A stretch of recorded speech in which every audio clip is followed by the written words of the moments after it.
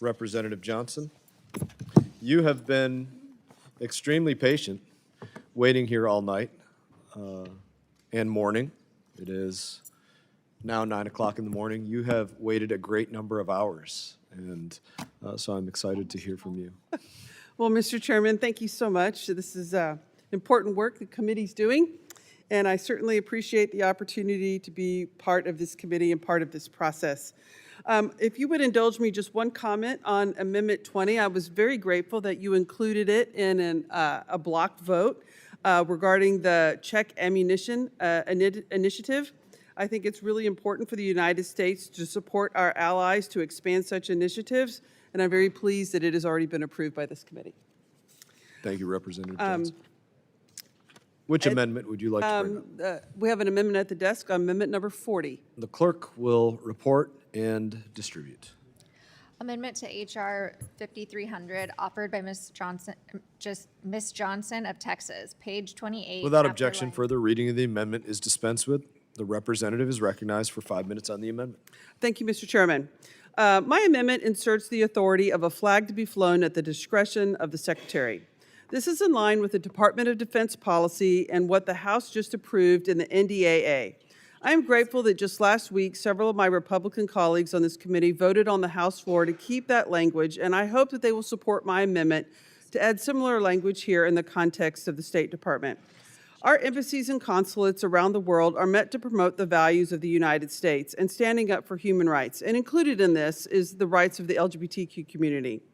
The suggestion that displaying pride flags at our U.S. embassies and consulates is somehow contradictory to our values and harming our diplomatic programs is just deeply misguided. These are voluntary decisions based on cultural contexts in other countries. What we're asking for in this amendment is that our embassy decisions have the discretion to make decisions about what flag should be flown based on the cultural opportunities in the countries at that time, and I request that my amendment be considered. Is there any further discussion? Question now occurs on the amendment offered by Representative Johnson, number 40. I recommend a no. All those in favor signify by saying aye. Aye. All those opposed, no. Opinion of the chair, the noes have it, and the amendment is not agreed to. I recommend a roll call vote. A roll call vote has been requested.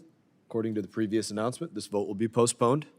Representative Johnson, do you have another amendment? I do, Mr. Chairman. It's number 47. The clerk will report and distribute. Amendment 47 to H.R. 5300, offered by Ms. Johnson of Texas. At the appropriate place Without in the bill. objection, further reading of the amendment will be dispensed with. Representative Johnson, you're recognized for 5 minutes. Thank you, Mr. Chairman.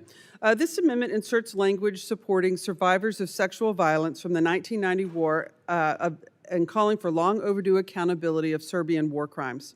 In particular, it honors a North Texas resident and human rights activist, Vashti Goodman, a survivor of sexual violence during the 1999 Kosovo War. She was just a teenager when she was kidnapped, tortured, and raped by Serbian forces during the war. Her strength was inspired countless people worldwide, including her powerful testimony in front of this committee. But for justice, what she endured has never come. This amendment sends a clear message. The international community must not look away from the use of rape as a weapon of war. The 20,000 survivors deserve accountability and not silence. I want to shout out my colleagues on this committee, Representatives Self, Latimer, Lauder, McCall, and McBride, for bipartisan support on this resolution, and ask that this committee continued in its shared duty to truth, accountability, and justice. Thank you, Mr. Chairman. Do any other members seek recognition?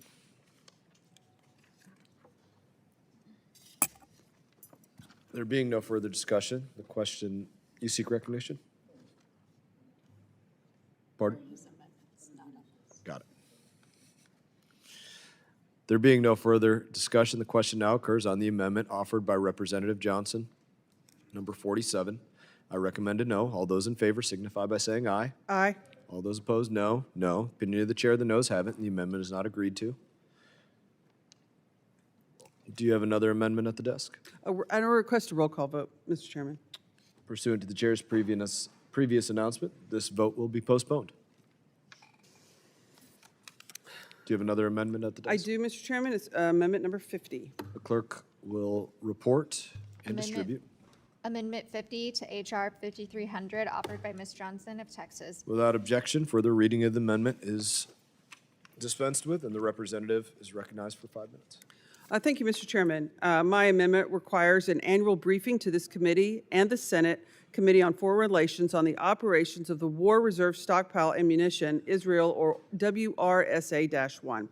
First established in the 1980s, WRSA-I is a forward-based arms depot of U.S.-made ammunition and supplies based in Israel, which is intended as a readily accessible reserve and insurance policy for the U.S. and its allies to ensure rapidly resupply during emergencies. It supports U.S. military contingency planning in the region and has seen multiple uses in conflicts with Iranian proxies.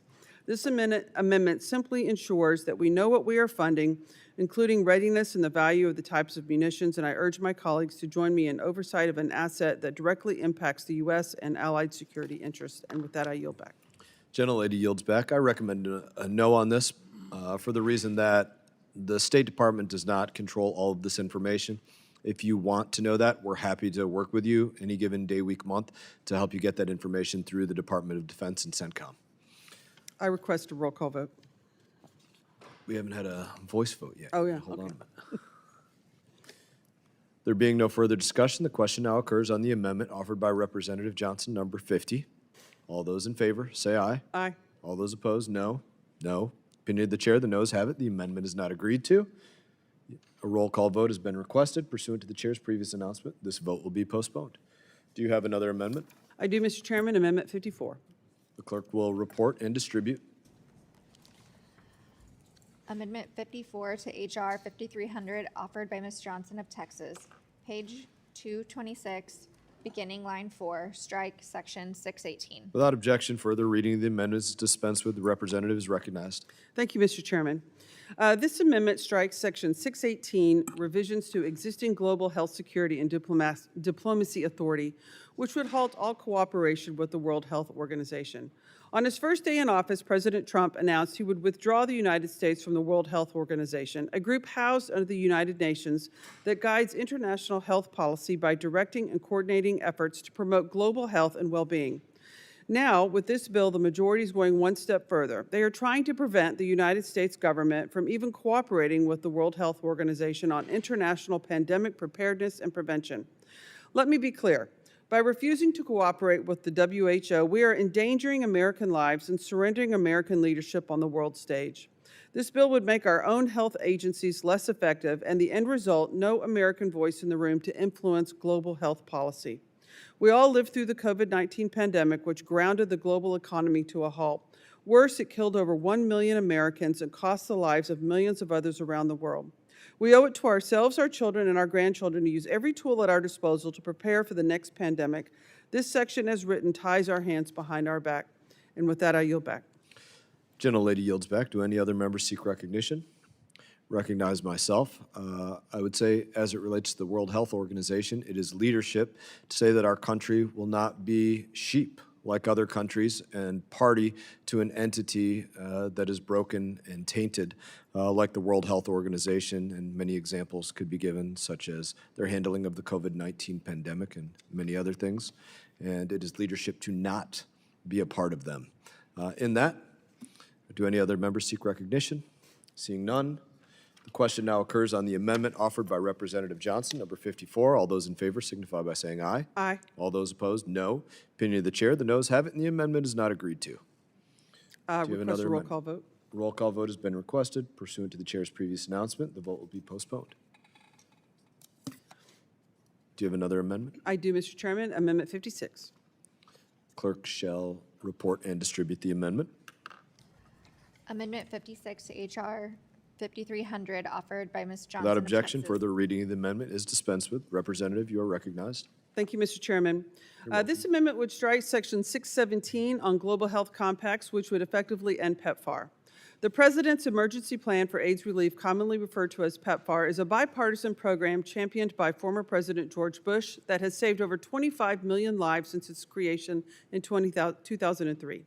Last year alone, PEPFAR provided life-saving HIV medicines to over 20 million people, including members of the LGBTQ community, and supporting nearly 350,000 healthcare professionals in over 50 countries working to prevent and treat HIV. The Trump administration has worked hard behind the scenes to undermine this wildly successful and overwhelmingly bipartisan program. First, Trump and Elon Musk dismantled USAID, the agency primarily responsible for implementing PEPFAR. Then, despite numerous assurances to Congress, Secretary Rubio proceeded to suspend PEPFAR's funding.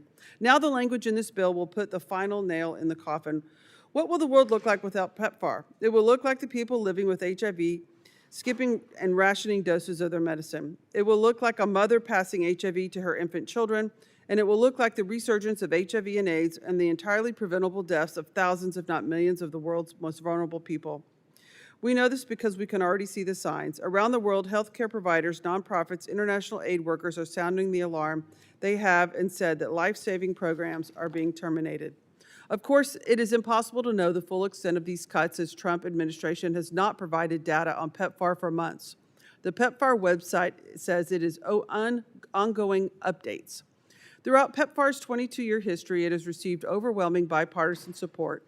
In fact, one of the program's biggest advocates was Senator Marco Rubio. On World AIDS Day in 2017, then Senator Rubio said every American should be proud of this progress and the millions of lives that have been saved by PEPFAR. During the first Trump administration, then Senator Rubio said he was proud that the Senate Appropriations Committee fought to maintain funding for PEPFAR and other related programs despite the administration's proposal to reduce it, a proposal that would have negative impacts across the globe. Then Senator Rubio also said in 2018 and onward that the President and Congress should continue to make PEPFAR a priority. Well, Secretary Rubio and I agree on this point. That is why I support this amendment, and that will save PEPFAR, and I urge my colleagues on both sides of the aisle to do the same. And with that, Mr. Chairman, I yield back. Gentlelady yields back. I'm going to rise in opposition to this amendment.